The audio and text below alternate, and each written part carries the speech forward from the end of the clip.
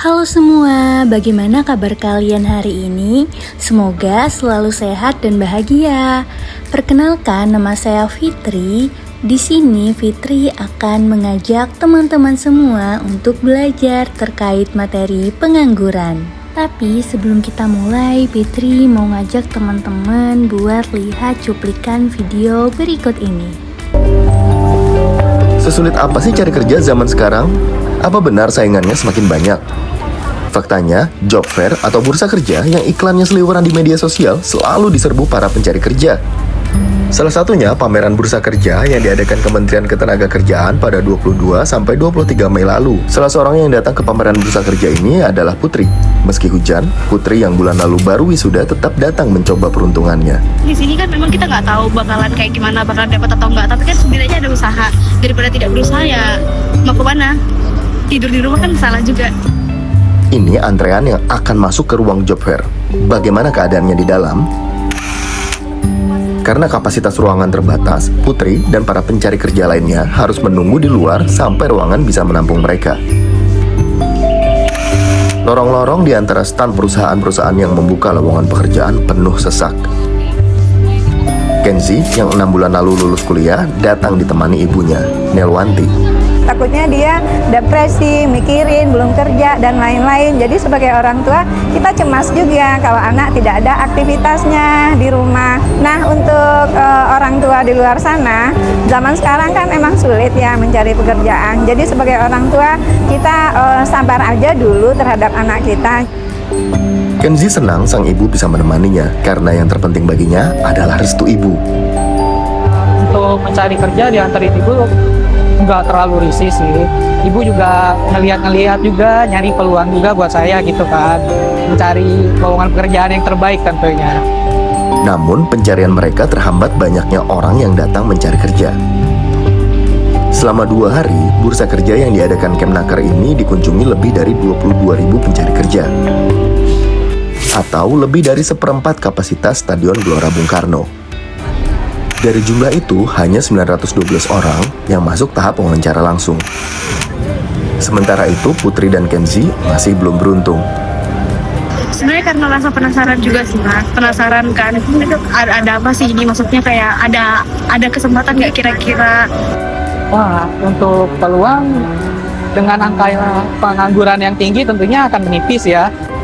Apa yang dikhawatirkan Kenzi tertuang dalam catatan BPS. Pada Februari 2025, jumlah pengangguran di Indonesia sebanyak 7,28 juta jiwa, atau naik 1,1% jika dibandingkan tahun lalu. Dengan begitu, tingkat pengangguran terbuka mencapai angka 4,7%. Bukan sekadar angka loh, IMF memproyeksikan pada 2025 ini, angka pengangguran di Indonesia mencapai 5%, kedua tertinggi di kawasan Asia, setelah Cina yang 5,1%. IMF juga memproyeksikan tingkat pengangguran di Indonesia tahun 2026 naik lagi, jadi 5,1%. Pemerintah berjanji akan menyediakan lapangan pekerjaan dengan memetakan potensi pekerjaan di beberapa sektor. Salah satunya adalah sektor pertanian yang kata pemerintah akan menyerap 890.000 tenaga kerja. Dan untuk mempermudah proses pencarian kerja, Kemnaker juga bilang, kita berharap mitra industri kita tidak lagi memberi persyaratan untuk para pencari kerja yang begitu berat. Jadi nanti para pencari kerja tidak lagi disyaratkan terkait umur. Umur nanti kita akan hapus. Kedua, soal syarat harus good looking dan sebagainya, itu juga tidak ada. Kemudian pertanyaan-pertanyaan yang menjadi syarat soal udah nikah, belum nikah, itu kita hapus. Jadi, bagi yang sedang cari kerja, tetap semangat. Baik, bagaimana videonya? Apakah kalian sudah cukup memahami video tersebut? Berdasarkan video tersebut, kesimpulan apa yang dapat kamu tarik? Yang pertama, video tersebut menunjukkan bahwa tingkat pengangguran di Indonesia masih sangat tinggi, dengan tingkat persaingan kerja itu masih sangat ketat. Dan di sisi lain, keterampilan tenaga kerja itu tidak relevan dengan kebutuhan dunia industri saat ini, menyebabkan perekonomian tidak dapat menyerap tenaga kerja secara optimal dan maksimal. Nah, setelah kita melihat video tersebut, sekarang kita akan belajar lebih lanjut terkait pengangguran. Sebelum itu, di sini saya akan menjelaskan terkait tujuan pembelajaran kita pada hari ini. Yang pertama, peserta didik diharapkan mampu menjelaskan pengertian dari pengangguran. Yang kedua, peserta didik diharapkan mampu mengidentifikasi jenis-jenis dari pengangguran. Dan peserta didik diharapkan mampu dalam mengemukakan solusi untuk mengurangi pengangguran di lingkungan sekitar.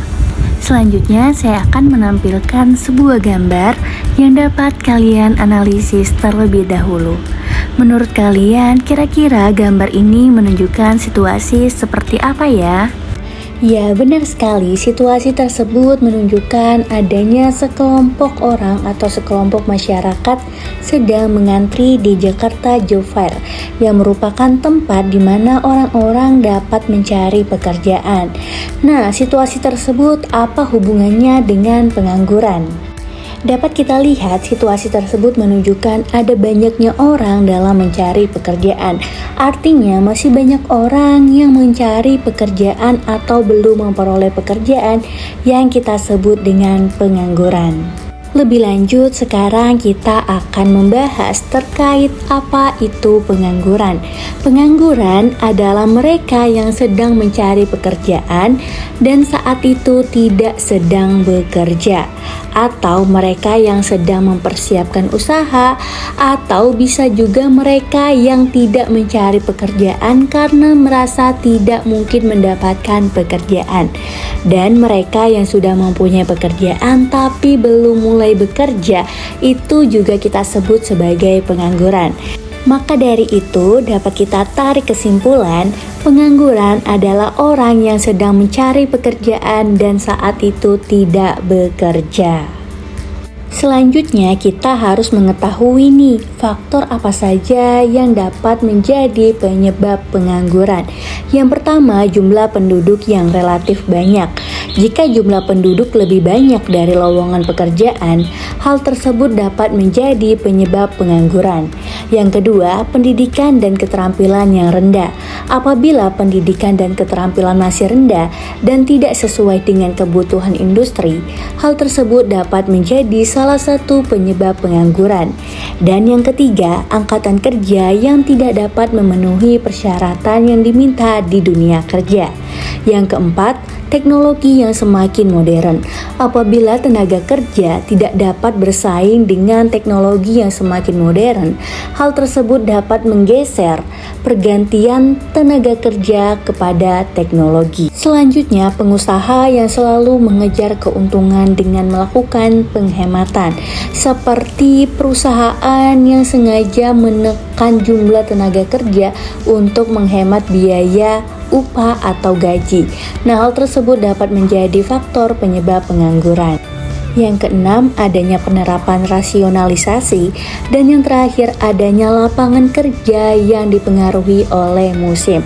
Setelah mengetahui faktor penyebab pengangguran, sekarang kita akan lebih lanjut membahas terkait jenis pengangguran berdasarkan penyebabnya. Yang pertama, pengangguran friksional.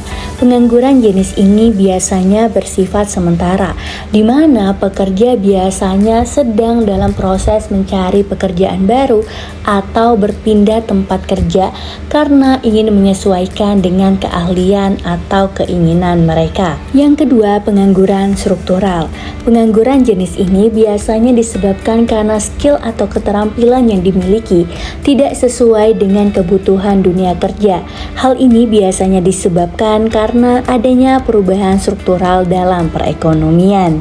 Yang ketiga, pengangguran musiman.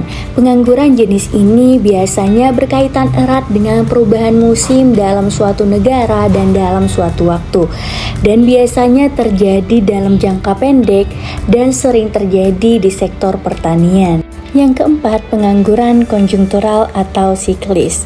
Pengangguran jenis ini biasanya timbul karena ada gelombang naik turunnya kehidupan ekonomi seperti resensi yang menyebabkan perusahaan itu menghentikan produksinya dan menghentikan karyawan.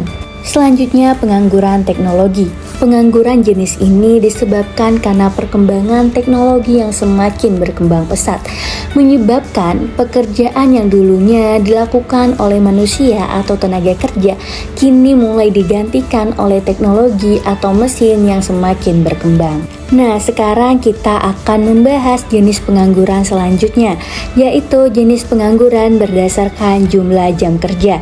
Yang pertama, pengangguran terselubung, yaitu pengangguran yang terjadi karena terlalu banyak tenaga kerja untuk satu unit pekerjaan dan tidak sesuai dengan kompetensinya. Yang kedua, setengah penganggur, yaitu tenaga kerja yang tidak bekerja secara optimal karena tidak ada pekerjaan untuk sementara waktu, atau tenaga kerja yang bekerja kurang dari 35 jam selama seminggu. Dan yang terakhir, pengangguran terbuka, yaitu kondisi di mana kesempatan kerja lebih sedikit dibandingkan jumlah tenaga kerja, sehingga tidak ada kesempatan untuk bekerja sama sekali.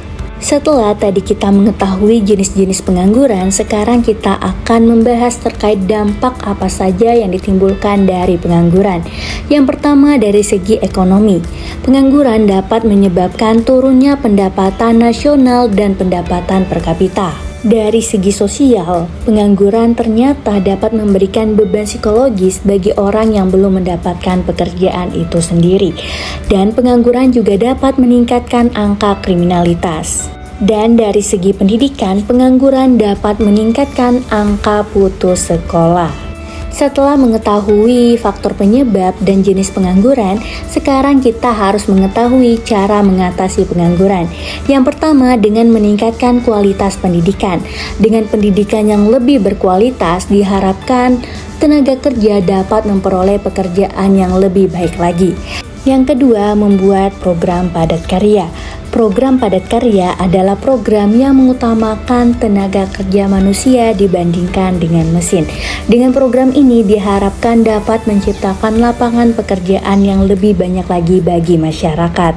Yang ketiga, dapat membuat atau membuka pelatihan kewirausahaan. Selanjutnya, cara yang dapat dilakukan dalam mengatasi pengangguran adalah dengan mengembangkan sektor pertanian, memberdayakan masyarakat terutama dalam melakukan kegiatan perekonomian lokal, dan yang terakhir adalah dengan kredit usaha rakyat atau KUR.